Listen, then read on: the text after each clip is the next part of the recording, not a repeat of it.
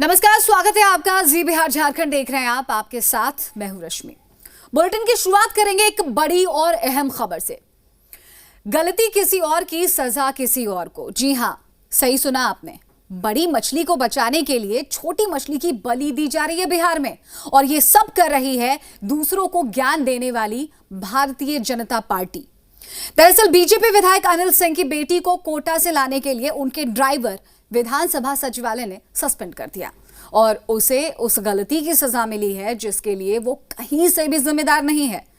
इससे पहले उसे शो कॉज नोटिस भी भेजा गया। यहां पर आपको बता दें कि विधायक ई पास बनवाकर कोटा अपनी बेटी को लाने गए थे। विधायक जी की गाड़ी थी, लिहाजा ड्राइवर का जाना लाजमी था, लेकिन जब बाद में इस मामले ने काफी तूल पकड़ लिया तो ई पास इशू करने वाले एसडीओ साहब को सस्पेंड कर दिया गया, और अब गाड़ी के चालक पर गाजगिरी है। तो देखिए, सवाल कई तरह के उठ रहे हैं। बड़ा सवाल यह उठता है कि आखिर सत्ताधारी दल विधायक पर कार्रवाई क्यों नहीं कर रहा? आखिर छोटे कर्मचारियों को सजा क्यों दी जा रही है? बीजेपी विधायक ने ई पास इशू कराने में अपनी रसूख का इस्तेमाल किया होगा, यह लाजमी है। तो इसमें एसडीएम और गाड़ी चालक कैसे जिम्मेदार हो सकते हैं? आखिर बीजेपी अपने विधायक को क्यों बचा रही है? क्या हर आदमी के लिए अलग कायदे कानून है? विधायक जी की बेटी कोटा में फंसे दूसरे लोगों की बेटी से अलग कैसे हो सकती है? ऐसे कई सवाल हैं जिनका जवाब सत्ताधारी दल को देना ही पड़ेगा। अब देखिए, इस पर सियासत भी शुरू हो गई है। कई तरह के सवाल उठ रहे हैं, विपक्ष ने भी कई सवाल उठाए। इस पूरे मामले को लेकर सियासत अपने परवान पर है। इस मुद्दे को लेकर आरजेडी ने सरकार पर निशाना साधा और बीजेपी विधायक पर कार्रवाई की मांग की है। अब देखिए कैसे पूर्व मुख्यमंत्री राबड़ी देवी ट्विटर हैंडल पर गईं और सवालों के तीर दाग दिए। राबड़ी देवी ने सरकार के फैसले पर सवाल उठाते हुए कहा है कि बिहार सरकार के निर्णयों में असमानता है। जब नवादा के एसडीएम को निलंबित किया गया तो मुजफ्फरपुर के डीएम पर कार्रवाई क्यों नहीं हुई? निलंबित तो नवादा के डीएम को करना चाहिए जिन्होंने आदेश दिया। आखिर वरीय अधिकारियों ने गलती की है तो बिहार प्रशासनिक सेवा के अधिकारी के साथ भेदभाव क्यों? नियमों का उल्लंघन करने वाले बीजेपी एमएलए पर कोई कार्रवाई क्यों नहीं, बल्कि उसके गरीब ड्राइवर को सजा क्यों? बुजुर्ग चौकीदार को दंड देने वाले कृषि अधिकारी के कुकृत्य पर लीपापोती, लेकिन छोटे कर्मचारियों को सजा। सरकार का इतना पक्षपाती रवैया क्यों? बड़े अफसरों को बचाओ, छोटे कर्मचारियों को फंसाओ। तो एक बड़ा तंज सरकार पर।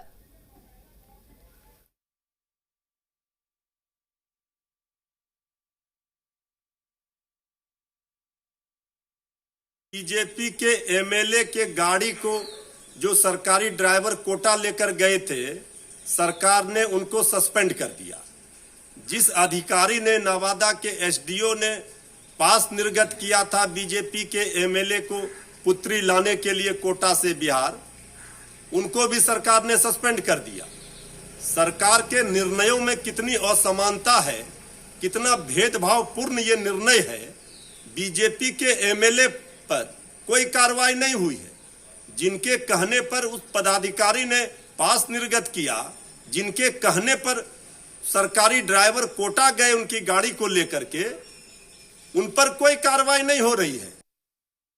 बिहार के बच्चे क्यों नहीं आएंगे? बिहार के रसूखदार लोग के बच्चे आ जाएंगे, उनके नाम पर परमिशन मिलेगा, वो अपने बेटे बेटियों को ले आएंगे। भारतीय जनता पार्टी के विधायक अपने बच्चों को बेटियों को ले आएंगे, और आम लोग अपने बाल बच्चों को क्यों नहीं ला सकता? तो इन परिस्थितियों में अगर तेजस्वी यादव जी ने ध्यान आकृष्ट किया तो सरकार को तत्काल प्रभाव से कोटा में फंसे बिहारी बच्चों को हर हाल में ले आना चाहिए। इसमें किसी प्रकार का अहंकार नहीं आनी चाहिए, इससे कोई गरिमा नहीं गिरनी है। सबको ला करके स्क्रीनिंग कर करके सबको ले आना चाहिए उठा कर करके। क्यों आखिरकार इस पर इतनी लंबी खींचातानी हो रही है? वहीं आरएलएसपी ने भी सरकार के इस फैसले पर सवाल उठाया है। सत्ताधारी गठबंधन के लोग चाहे अपने बच्चे को कोटा से बिहार लाने की बात हो या मेंबर ऑफ पार्लियामेंट का दिल्ली से पटना ट्रेवल करने की बात हो, हर तरफ से देखा जा रहा है कि बिहार में दो तरह के नियम हैं।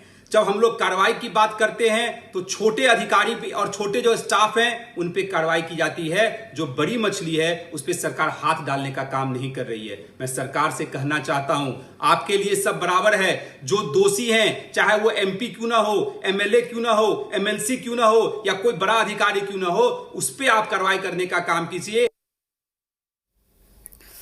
अब देखिए जरा जेडीयू प्रवक्ता राजीव रंजन का इस पर क्या कहना है।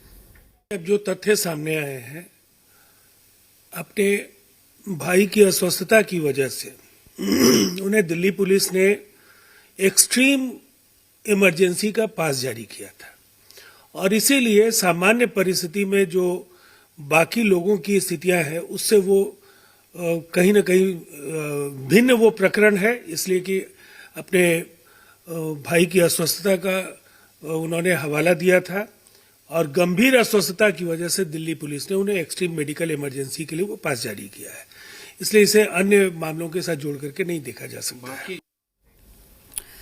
चलिए रुक कर लेते हैं यहाँ पर पटना का हमारे सहयोगी धीरज ठाकुर इस वक्त जुड़ चुके हैं इस पूरे खबर पर पूरे अपडेट्स के साथ।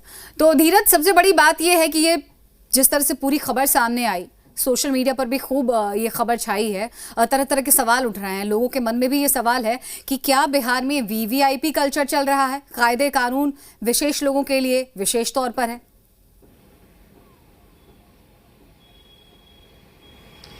जी, ये सवाल कई पिछले 3-4 दिनों से ये सवाल उठ रहे हैं कि कई सांसद, कई विधायक या तो वो दिल्ली से आ गए हैं या फिर कहीं अपने क्षेत्र में आ गए हैं या फिर अपने बच्चों को कोटा से ले आए हैं। ये सवाल है। अब सवाल का उठाया जा रहा है विपक्ष की तरफ से कि जो छोटे अधिकारी हैं उनके तरफ से क्यों उनके तरफ से उन्हीं पर क्यों कार्रवाई की गई है, बड़े अफसर पर क्यों नहीं कार्रवाई की है। तो उनकी एक मांग है और सरकार ये जरूर कह रही है, सरकार के सत्ता पक्ष के ये जो लोग कह रहे हैं कि एक प्रक्रिया होती है, उस प्रक्रिया के तहत ही कोई कार्रवाई होती है जिस तरह से होता है। लेकिन मैं रश्मि एक नजर आपको दिखाना चाहता हूं कि इस सवाल क्यों उठे, लॉकडाउन के कारण, लॉकडाउन के उल्लंघन के कारण। और आज पटना की सड़कों पे आप देखिए नजारा क्या है, सिर्फ कैमरामैन आपको सिर्फ पैन कर दें और देखिए नजारा क्या है। गाड़ी, सारे गाड़ी पे कोई न कोई स्टिकर लगा होगा, सारे गाड़ियों पर कोई न कोई जाने की सवाल होगी। लेकिन आप क्या सोच सकते हैं कि क्या पटना में इतनी गाड़ियां चलना अभी के समय में ठीक है, जबकि पटना में मामले बढ़ रहे हैं लगातार? क्या इस तरह से लॉकडाउन का लोगों में मैसेज किया जाएगा? देखिए, बिना हेलमेट के भी लोग चल रहे हैं। बिल्कुल, लोगों के मन में गुस्सा होगा, आक्रोश होगा, यहाँ पर समझा जा सकता है धीरज। लेकिन जिस तरह से इस मसले पर एक के बाद एक कई मामले सामने आए, चाहे कृषि पदाधिकारी का एक अजीबोगरीब रवैया हो होमगार्ड जवान के साथ, उधर हिसुआ विधायक की अलग करतूत, और दूसरी बात यहाँ पर पूर्णिया विधायक की भी बात कर ले, तो यहाँ पर ये माना जाए कि इन तमाम विधायकों को जो वीवीआईपी पर्सनालिटी है, तो सत्ता का संरक्षण इन्हें मिला हुआ है, इनके लिए कायदे कानून कोई मायने मतलब नहीं रखते हैं।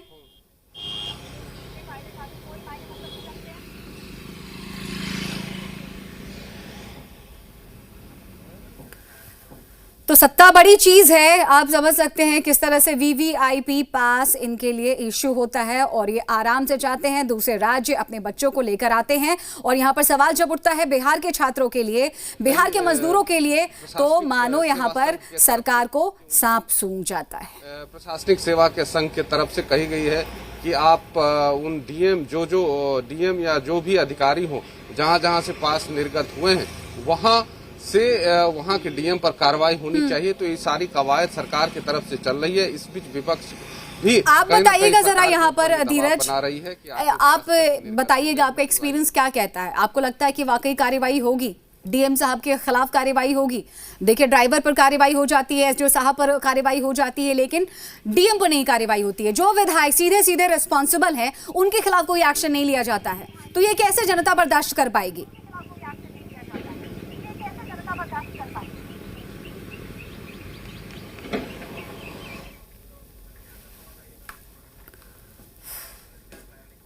तो इस तरह के कई सवाल है जो लगातार उठ रहे हैं, जनता के मन में ये सवाल है। अब देखिए सरकार की तरफ से क्या रिस्पांस देखने को मिलता है, क्या वाकई जो लोग जिम्मेदार हैं, जो लोग सीधे सीधे दोषी, उनके खिलाफ कार्रवाई होती है।